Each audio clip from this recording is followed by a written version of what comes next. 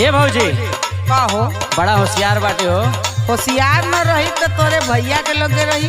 अच्छा ठीक बजा घरे तू अब। घरे जा। हाँ मारब ना पसर जाइबा। लेट होता है मुँह के।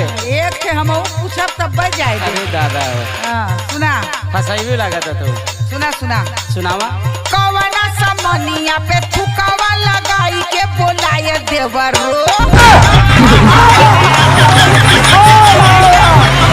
ए भौजी का हो हालत खराब हो गई ना। 1 मिनट हम हमरे दोस्त गुड्डू राजभर से तनी फोन पे बतिया ले। केहू से पूछे पाछे के ना पूछब ना ना ना ना, ना कुछ अर्जेंट बात बा। अरे हम तो हाथ चला के जाना दई जल्दी से जवाब दा। चला ठीक बा। बोला डोरावा के ऊपर हो